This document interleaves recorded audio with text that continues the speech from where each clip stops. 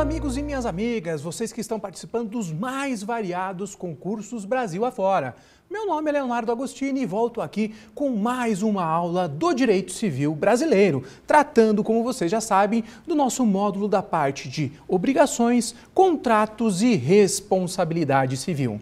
Nesta aula, neste nosso encontro número 5, meus amigos, eu continuo a tratar com vocês, a trabalhar com vocês o tema responsabilidade civil. Este tema, como falei, é muito importante para quaisquer um dos concursos que você venha a prestar. Juiz do trabalho, juiz federal, juiz estadual, promotor de justiça, delegado, seja federal, seja da Polícia Civil, enfim, todos os concursos vão cobrar inevitavelmente o tema da responsabilidade civil. Nas últimas aulas, nos nossos últimos encontros, inclusive no encontro número 4, nós tratamos das várias modalidades, dos vários regimes da responsabilidade civil. Trabalhamos lá o regime da responsabilidade civil direta, indireta, por fato de terceiro, passando por alguns temas relevantes para concursos públicos. Também tratamos da responsabilidade civil na sua modalidade subjetiva e na sua modalidade objetiva, finalizando a aula número 4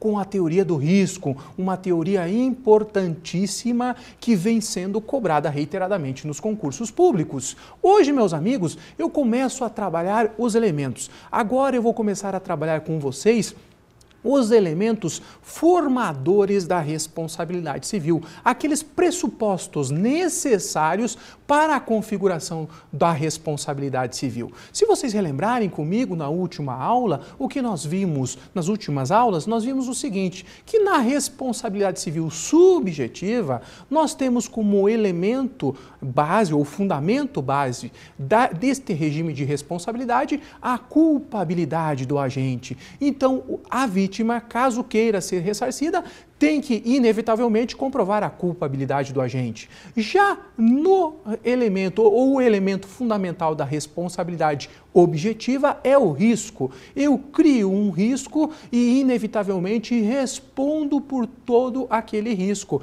Quem tem um bônus em decorrência de uma atividade ou um proveito em decorrência de uma determinada atividade tem que responder por aquela atividade. Daí os pressupostos formadores da responsabilidade civil subjetiva, classicamente, são um ato ilícito causador de um dano. Por isso teríamos uma tríade.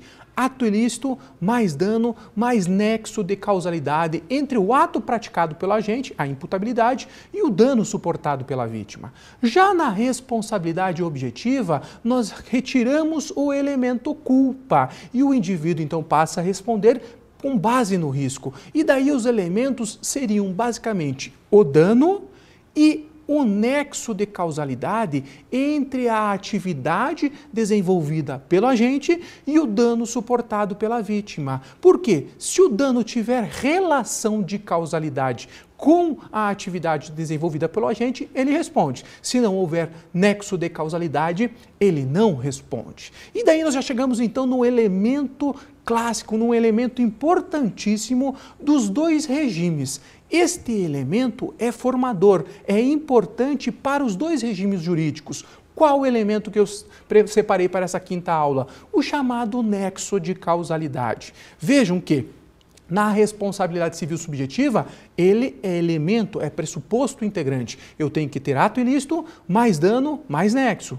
Também na responsabilidade objetiva, eu tenho que também ter este elemento. Eu tenho que ter um dano e, principalmente, este dano tem que ter elo de ligação, nexo de causalidade com a atividade do agente. Então, não tem como fazer um concurso, não tem como se submeter a uma prova, seja a primeira fase ou seja nas fases posteriores, naqueles concursos que exigem fases posteriores, como a magistratura, não tem como se submeter a uma prova sem ter noções claras, básicas do chamado nexo de causalidade. E o que é o chamado nexo de causalidade? Resumidamente, senhores, o nexo de causalidade é o elo de ligação entre o ato ilícito ou a atividade do agente e o dano suportado pela vítima. Na realidade, é aquela relação de causa e efeito. A ideia do nexo causal é formar aquela linha que para nós é uma linha invisível, a linha de ligação, o elo de ligação entre o ato praticado pelo agente e o dano suportado pela vítima. Aqui nós vamos nos aproveitar para formar o nexo causal das próprias relações lá da filosofia, desde a antiguidade, desde a Grécia. Nós vamos pegar as ideias da filosofia da relação causal e também as ideias principalmente da física, da relação causal. A questão é mais ou menos assim: se eu, Leonardo, fecho este computador, aplico essa determinada força nesse computador, aplicando essa determinada força, o computador fecha, então eu teria aqui uma relação de causa e efeito. Aplicando uma força em determinada direção, este computador fechou. É esta mais ou menos a ideia. Se eu, Leonardo, vou chutar uma bola de futebol e esta bola de futebol quebra uma vidraça, eu tenho que ver se este meu ato, chutar uma bola a tanta velocidade, tem o poder de quebrar aquela vidraça. Se tiver esse poder, vejam, há uma relação de causa, chutar bola, com o efeito, quebrar a vidraça. Então a ideia de nexo de causalidade é esta. Pois bem, nexo de causalidade é até fácil de se explicar. A dificuldade está, na realidade, em averiguar qual é o nexo ou qual é a causa preponderante ou qual é a causa significativa para formar o nexo causal quando nós temos múltiplos eventos. Porque quando eu tenho só um evento, fica fácil. Este meu evento, chutar uma bola e quebrar uma vidraça, é muito fácil. Eu tenho só um evento que provoca um dano.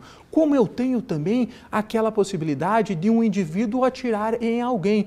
Ele é dono da arma, ele carrega aquela arma e atira em alguém. Nesse caso, é fácil. Bom, foi um ato só do indivíduo que provocou, consequentemente, a morte. Agora, o problema está na questão das múltiplas causalidades, dos múltiplos fatos que podem ou não vir a influenciar no nexo causal. É esta a dificuldade da aplicabilidade prática e daí teoria, doutrina e jurisprudência se debatem para esclarecer qual deverá ser a causa que será formadora do nexo causal. Exemplo dessa dificuldade, imagine essa situação. No meu primeiro exemplo, eu estou dando o exemplo aqui de um indivíduo que carrega uma arma e dá um tiro no seu desafeto. Eu tenho só um fato que é capaz facilmente de ser averiguado a sua causalidade, o nexo causal. Foi o meu tiro que provocou a morte? Foi. Então não tenho nenhuma dificuldade em preencher esse pressuposto relacionado ao nexo causal. Agora imagine uma outra situação do indivíduo que compra uma arma, leva esta arma para casa e deixa ela em cima de uma escrivaninha. Sai para tomar um cafezinho. De repente, entra o seu primo, vê aquela arma e começa a manuseá-la, carregando-a e vendo aquela arma, curioso com aquela arma. Depois disso, entra um outro primo engraçadinho e dá um susto no primo que está manuseando aquela arma.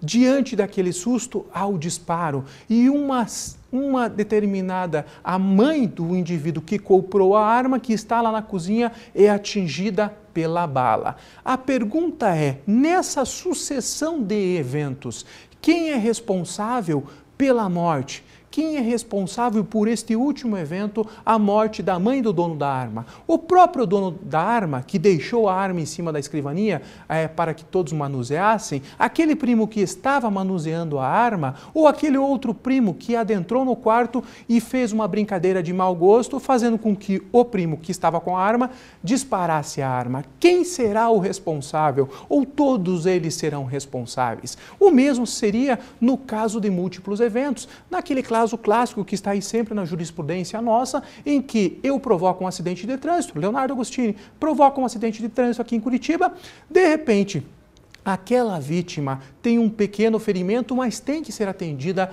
pela ambulância, por uma ambulância do SEAT nas grandes cidades. O motorista da ambulância está levando para o hospital com um pequeno ferimento e, de repente, um ônibus bate na ambulância, faz com que essa ambulância capote e aquele paciente, que era só portador de um pequeno ferimento, acaba falecendo. A pergunta que se faz é a seguinte: Leonardo Agostini responde pelo evento morte, em se tratando de ação indenizatória, ou não responde por este evento? Como vocês veem, essa questão de múltiplas condições, ela nos traduz numa dificuldade muito grande de identificar qual é o nexo causal ou qual é a causa eficiente daquele dano. E daí nós temos várias teorias explicativas para esse nexo causal que vocês têm que saber para o seu concurso público, se eventualmente lhe for arguido, lhe for perguntado. Veja na minha tela a primeira teoria, a teoria da equivalência dos antecedentes. Para essa teoria, em havendo culpa, todas as condições de um dano são equivalentes, ou seja, todas contribuem para a formação do nexo causal e geram a responsabilidade civil. Venha para mim. Neste caso aqui, para essa teoria, todas elas vão se equivaler. Então, desde a primeira causa, no exemplo daquela arma, no exemplo da arma que foi comprada e deixada em cima da escrivaninha, se eu sou o dono da arma e deixo em cima da escrivaninha,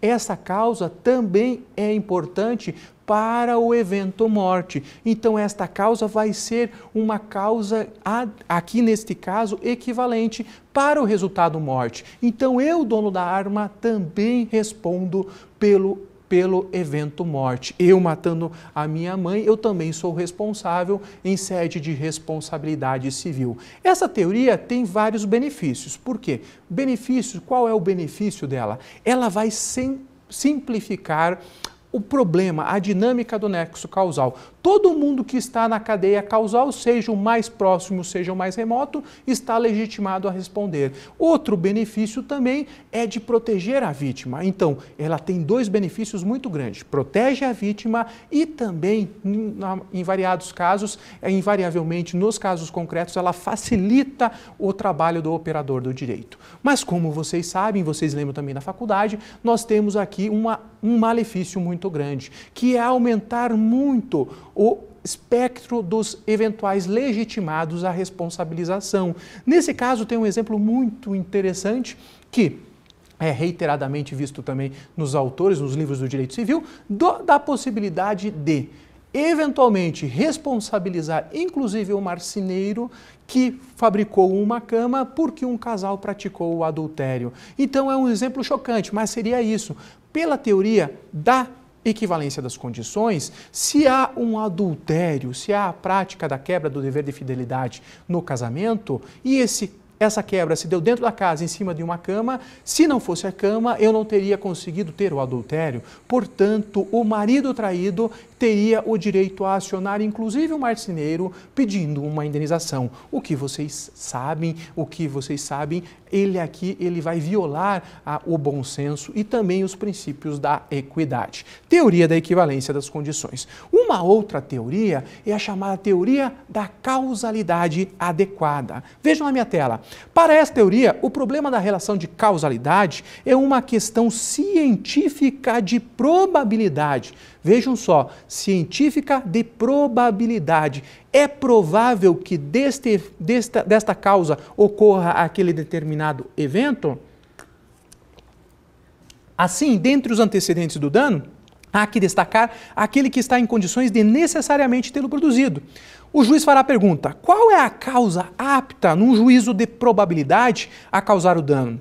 Nesse sentido, o juiz elimina os fatos menos relevantes que possam figurar entre os antecedentes do dano e verifica qual, no curso normal das coisas, teve força para provocar um dano daquela natureza. Como disse, o juiz faz uma avaliação fundada em um princípio da normalidade. Imputa-se ao agente as consequências que em um determinado momento histórico, segundo o estado da ciência e da técnica, são normais consequências do seu comportamento. Voltem para mim. Vejam só, pela teoria da causalidade adequada, qual que é a ideia? Aqui eu vou ver um juízo de probabilidade. Qual seria aqui a causa mais adequada a produzir aquele evento. Nesse contexto de múltiplas causas, eu verificaria qual é a causa mais adequada.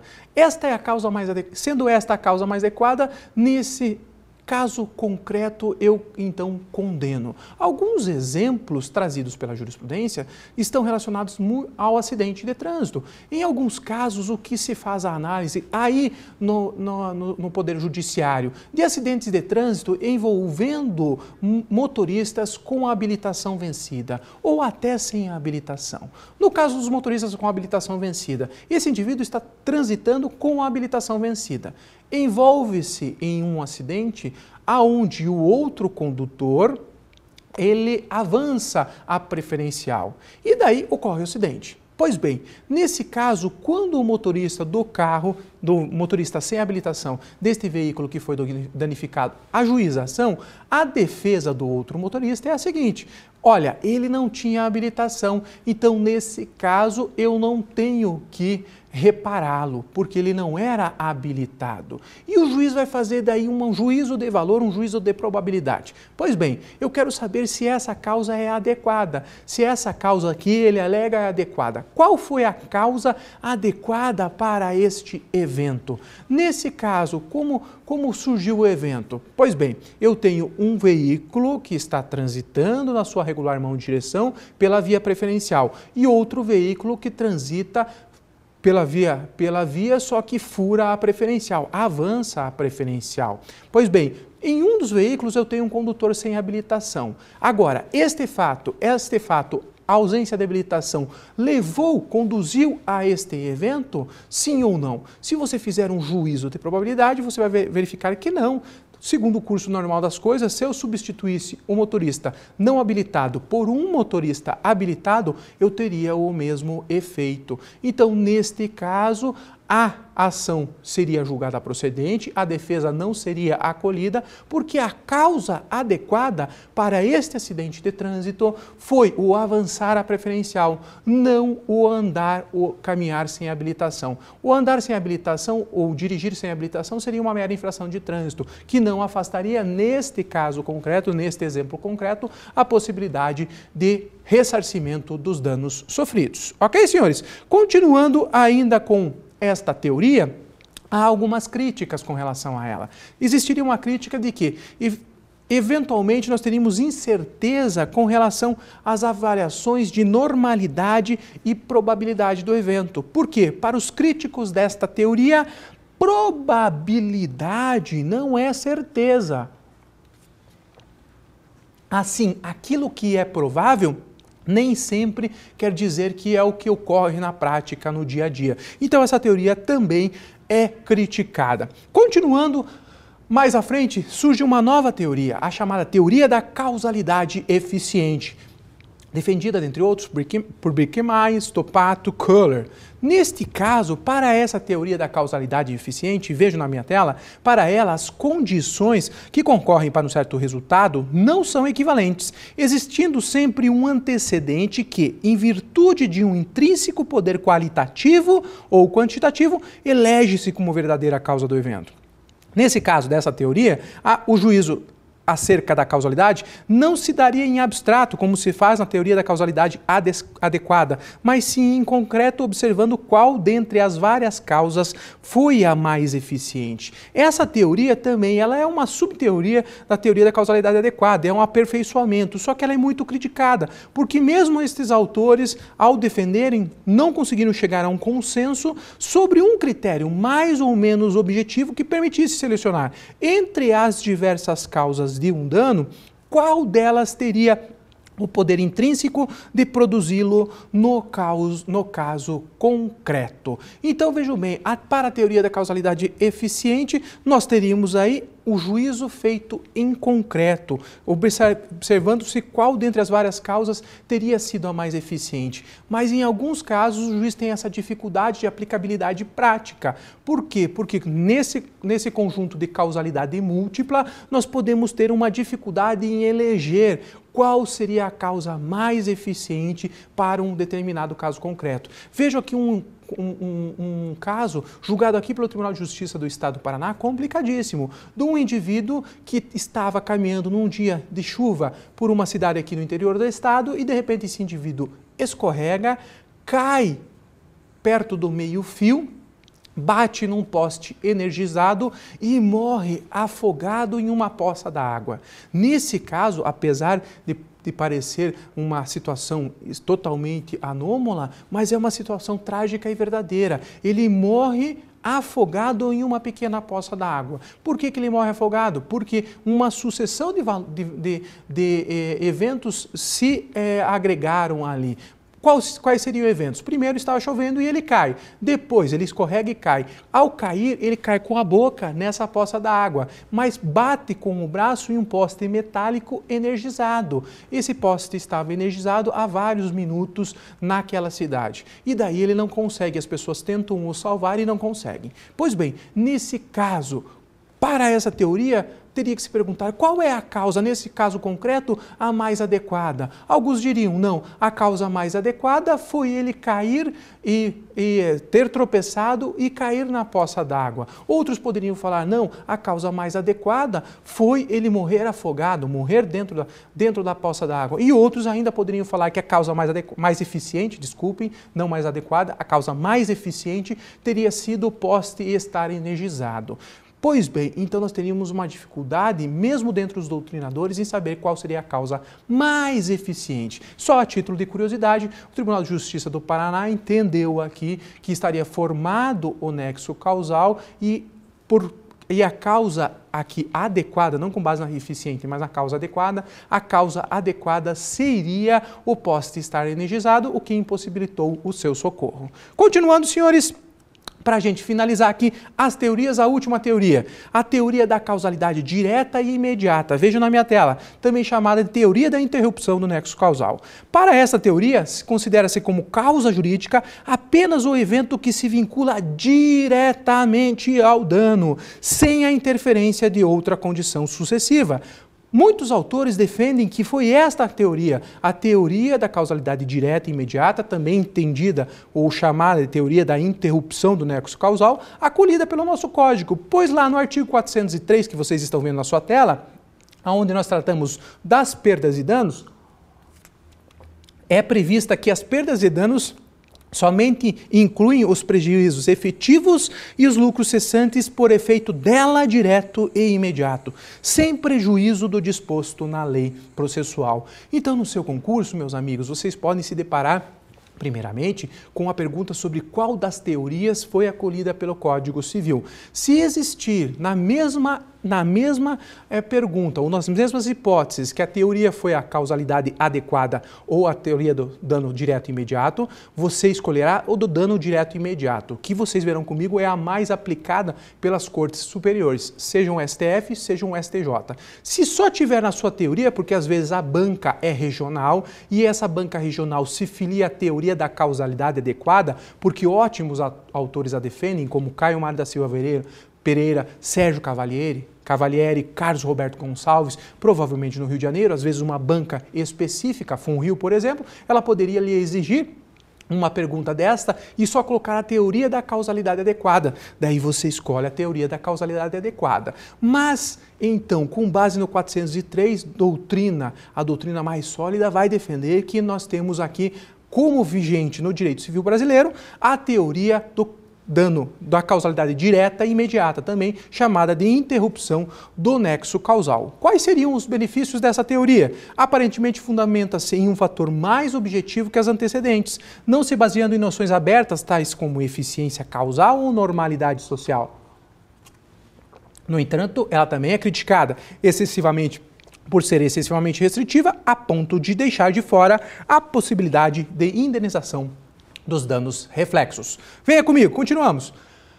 Senhores, qual é a posição adotada pelo STF e pelo STJ nos variados casos julgados? Vejam bem, hoje é mais o STJ que trabalha com a questão do nexo causal, porque simplesmente nós estamos analisando, na maioria das vezes, a ofensa à legislação infraconstitucional, tal como o Código Civil, que nós estamos tratando na nossa aula, também lá na lei de improbidade, enfim, todas as outras leis, é o STJ que está se manifestando, mas eventualmente o STF também pode vir a ser demandado a responder essa questão, porque trabalha, em algumas hipóteses, com ofensa direta à Constituição, nos casos de responsabilização objetiva, lá do artigo 37 do Código Civil. Então, em área civil, na área do direito civil, qual seria a posição das nossas cortes superiores? Há uma posição eclética. Se vocês verificarem nos tribunais regionais, nos tribunais estaduais, vigora muito mais a teoria da causalidade adequada do que a do dano direto e imediato, com raras exceções. Mas nas cortes superiores nós temos uma prevalência da teoria do dano direto e imediato. E aqui lhe apresento alguns casos que podem vir a ser eventualmente cobrados de vocês nos seus concursos, que bem delimitam a aplicabilidade prática destas teorias.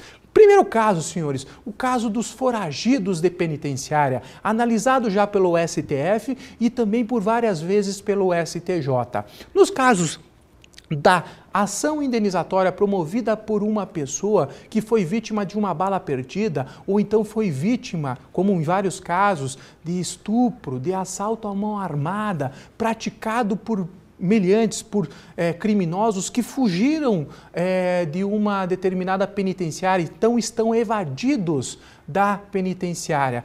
Qual é a tendência hoje, ainda hoje prevalecente, apesar de muito criticada? Nesse caso, o STF tem um precedente, que é aqui do Estado do Paraná, por coincidência. Precedente lá, o STF tem um precedente do recurso extraordinário 137/64, pelo qual se aplicou o quê? Aplicou a teoria do dano direto e imediato, também chamada da interrupção do nexo causal.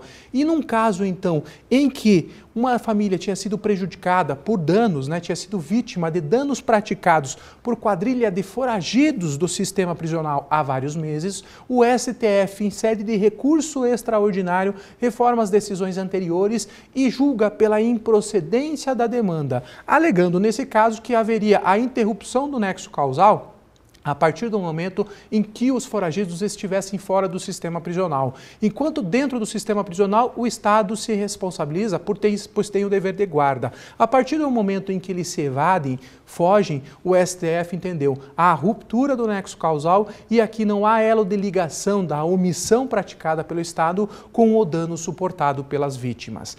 Decisão hoje criticada por bons autores, inclusive eu também a critico em alguns escritos, dentro, claro, da minha humildade, mas nós temos que prevalecer. Para concurso público é ela que prevalece. Um outro precedente também daí do STJ está lá no RESP 858/511 do Distrito Federal. Meus amigos do Distrito Federal, um grande abraço para vocês. Lá, nesse caso, esse precedente trabalhava de responsabilidade do Estado por morte decorrente de bala perdida, disparada por menor, evadida do sistema há uma semaninha só, há uma semana. E o STJ, num precedente aqui relatado pelo ministro Teori Zavascki, nesse caso também aplicou a teoria do dano direto e imediato, também com a interrupção do nexo causal, dizendo, então, afirmando que o Estado não seria responsável.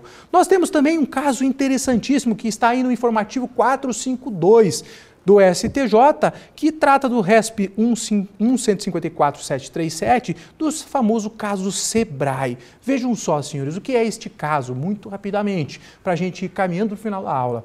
Neste caso, o Sebrae foi contratado por uma empresa moveleira, a qual queria obter um financiamento junto ao Banco do Brasil. O Banco do Brasil falou o seguinte: se você quer o financiamento para incrementar a sua produção, tudo bem, eu lhe disponibilizo. Só que nesse caso você tem que ter um estudo técnico do mercado, de como essa tua atividade impactará no mercado para que eu possa fazer essa liberação. Pois bem, a indústria moveleira contrata o Sebrae faz o estudo com base nas informações fornecidas de mercado, informações de mercado fornecidas pelo contratante e entrega o trabalho.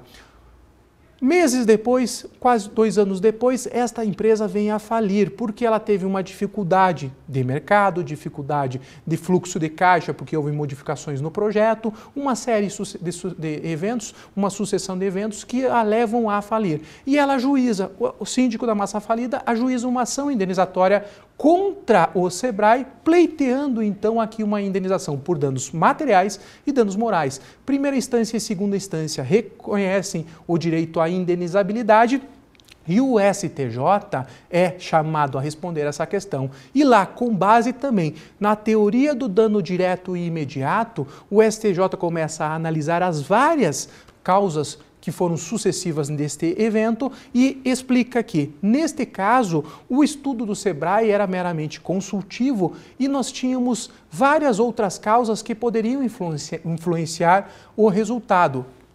Nesse caso, providenciar a quebra da empresa. Nesse sentido, o Sebrae, então, foi absolvido. Absolvido seria uma expressão errada, né? Mas foi o que? Teve, então, o seu recurso acolhido com a demanda sendo julgada improcedente. E num último caso que eu gostaria de apresentar seria aqui do caso do tabaco. Esse caso é famosíssimo, também está no informativo 432. Vejam só, nesse recurso especial, o STJ também analisou lá um pedido de indenização por danos morais de familiares contra a fabricante de cigarro. Alegava a família que o seu ente querido, volte para mim, o seu ente querido teria aqui falecido em decorrência de ter fumado por vários anos. E como ele não tinha sido avisado dos malefícios, então a causa da sua morte teria sido o cigarro. E o STJ, mais uma vez, analisando estritamente nexo causal, aplica, neste caso vertente, também a teoria do efeito direto e imediato, a teoria da causalidade direta e imediata, ou da interrupção do nexo causal, afirmando que outras questões poderiam ser influenciadas, tais como outros fatores de risco, tais como a alimentação, o álcool e o modo de vida sedentário da vítima. Então, nesse múltiplo contexto, eu não teria como ver preenchida a questão do nexo de causalidade. Muito bem, senhores, vocês vejam como o nexo de causalidade é importante para os nossos estudos, mas eu tenho certeza que vocês, estudando revisando essa nossa matéria, dando mais uma olhadinha aqui nos nossos materiais de apoio, fazendo as questões, conseguirão responder as suas questões na prova do seu interesse. Um grande abraço e até a próxima!